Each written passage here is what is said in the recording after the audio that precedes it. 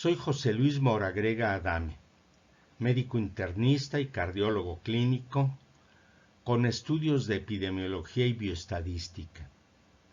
Soy miembro de la Sociedad Mexicana de Cardiología, la Asociación Nacional de Cardiólogos de México, el Colegio de Cardiólogos del Estado de Guanajuato y el Colegio Americano de Cardiología. Esta es la primera charla que la agrupación EpiPrevent para el estudio de la epidemiología, bioestadística y prevención cardiovascular ha preparado como una serie de cápsulas informativas para difundir la importancia de la ciencia en medicina. Estas tres figuras icónicas, Ronald Fisher en la estadística, David Sackett en la epidemiología clínica y Jeremy Stamler en la epidemiología cardiovascular, han servido de ejemplo para esta serie. El asociar la ciencia a la medicina está en la mente de la mayoría de los médicos, pero aplicar correctamente sus principios se da solo en una muy pequeña parte de los profesionales de la medicina.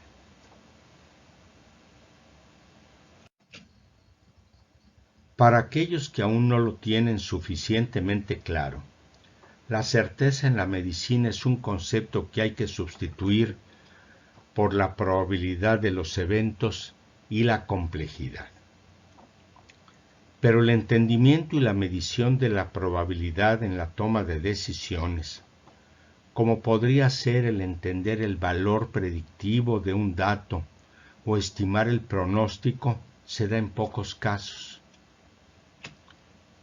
La mayoría de los asistentes a una charla aceptarán los datos tal como se les presentan. Una pequeña parte entenderá la probabilidad detrás de los números y muy pocos podrán en forma crítica evaluar los resultados. Como un ejemplo, un experimento en la Universidad de Harvard mostró que solo el 18% de los profesores de la Facultad de Medicina entendieron adecuadamente las cifras de sensibilidad y especificidad en una situación epidemiológica cotidiana. Este libro, editado por un expresidente del Colegio Americano de Cardiología, da cuenta de las consecuencias de ignorar la ciencia y aplicar mal la tecnología.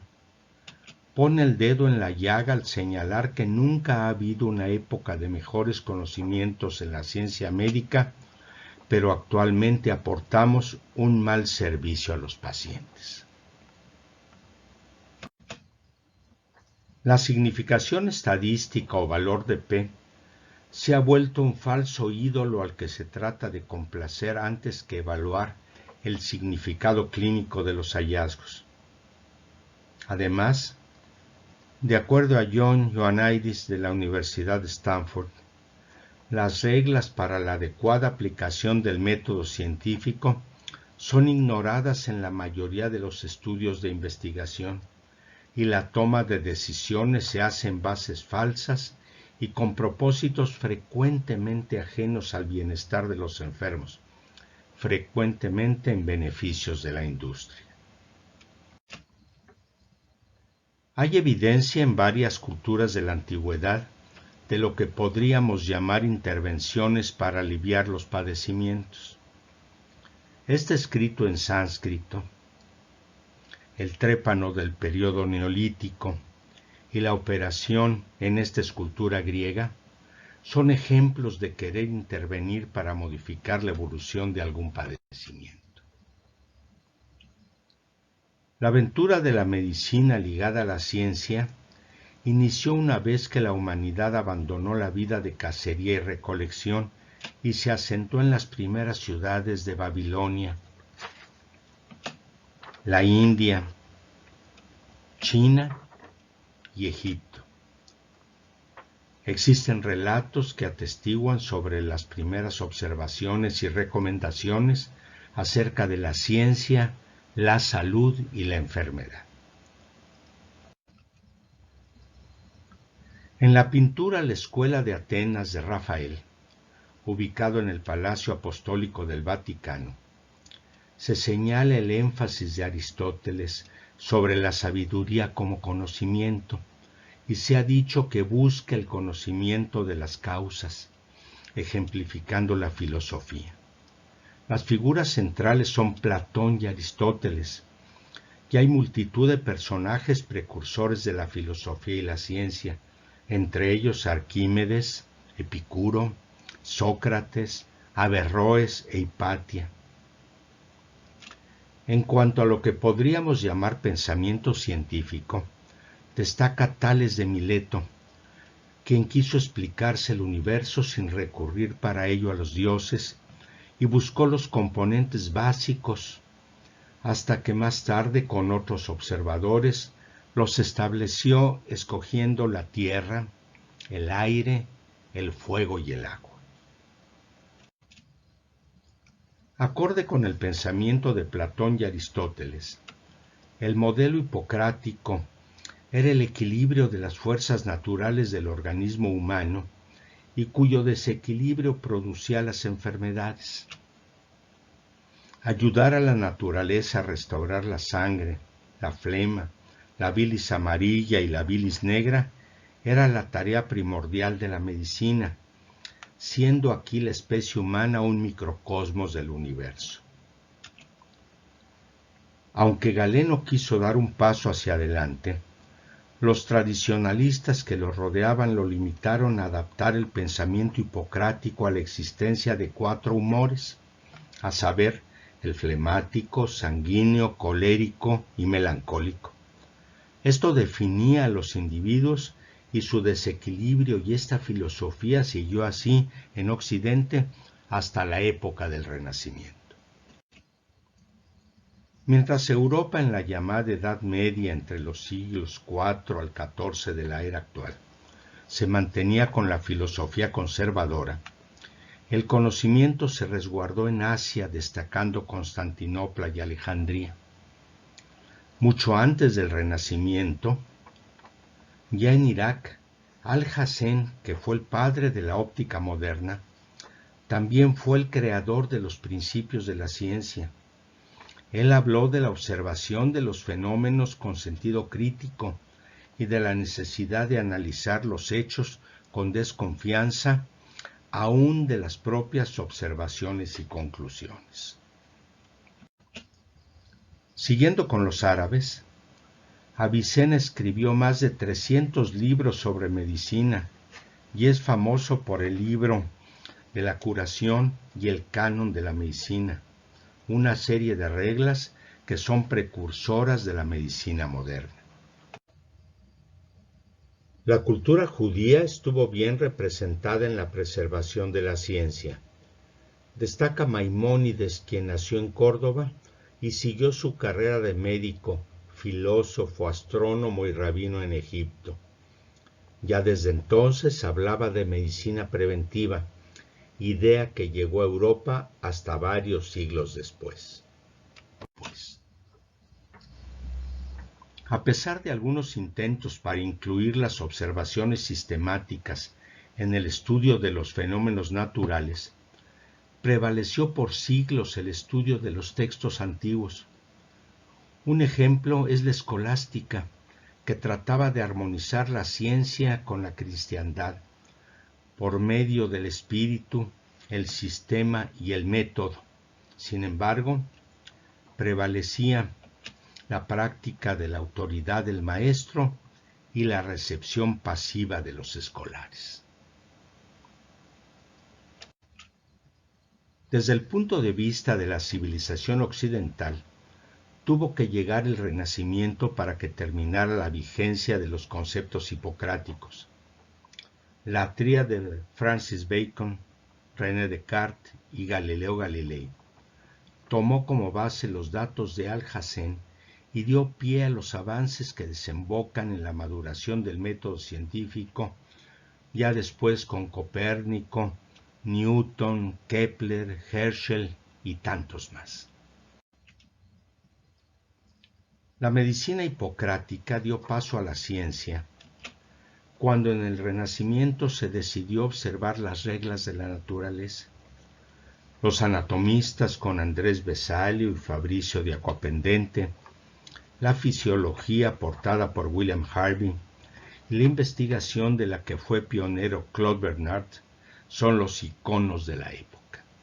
A contraparte de estos grandes personajes, por muchos años la generalidad de los médicos y sus prácticas gozaban de muy mala fama. La primera caricatura a la izquierda recuerda al personaje del Dr. Dulcamara en la famosa ópera Elixir de Amor, y que entonces, como hoy, propone tratamientos que no tienen fundamento científico. Del lado derecho, los doctores Sanguijuela, con una práctica que ha pasado a la historia, como son actualmente el uso de algunos medicamentos que hoy pueden presentarse como una maravilla y en unos años irán al baúl de los recuerdos.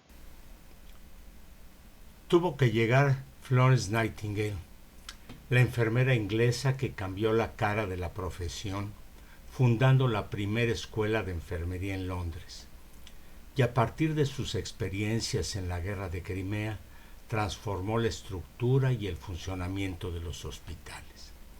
Para ello, se basó en la estadística que había aprendido con el jefe de la oficina belga, Jacques Lambert Quetelet, y mostró por primera vez a las autoridades sanitarias y con gráficas de su invención cómo morían más soldados por infecciones en las barracas que por heridas del enemigo. Propuso correcciones que luego, aplicadas en la Armada inglesa en la India, redujeron espectacularmente las defunciones.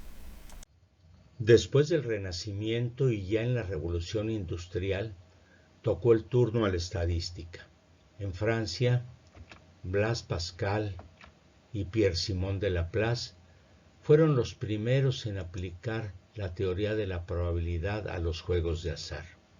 Más adelante, y tomando las ecuaciones generadas siglos antes en India y China, Carl Friedrich Gauss popularizó las curvas de distribución y después Thomas Bayes habló de probabilidad condicional, sentando las bases que luego los seguidores de Fisher refinaron en las estadísticas actuales. Los estudios epidemiológicos los inició John Snow durante la epidemia de cólera en Londres, y entre los epidemiólogos clínicos destacan más recientemente, aparte de los ya antes mencionados Sackett y Stamler, Sir Austin Bradford Hill con la teoría de las reglas de causalidad y Archie Cochrane con la clasificación de los trabajos de investigación. Al pensar en ciencia, surge el temor a los números. Esto es normal, pero no es irremediable. Los seres humanos estamos mejor preparados para procurarnos el alimento que para resolver ecuaciones. Pero al igual que aprendimos anatomía y fisiología, a manejar un auto o a tocar el piano, podemos evolucionar a aprender otras disciplinas. Hay que cambiar el enfoque de no puedo a es difícil pero lo podré aprender. Hay que vencer la resistencia al cambio, combatir los condicionamientos mentales que tenemos y entender que la ciencia se aprende poco a poco. Hacer como el colega que se compró un estetoscopio y permitir florecer a la oveja negra que llevamos dentro y dejar de pertenecer por comodidad al rebaño. A pesar de que el camino es difícil y no se trata simplemente de enchilame otra, atrévanse a pertenecer al por ahora pequeño grupo que entiende la ciencia y su importancia en la medicina. Si no lo hacemos, seguiremos creyendo en los sueños de la razón, engañados por verdades y mentiras a medias, y seremos cómplices de la corriente del posmodernismo que se engaña a sí misma, negando que existe la posibilidad de seguir en la búsqueda de la verdad.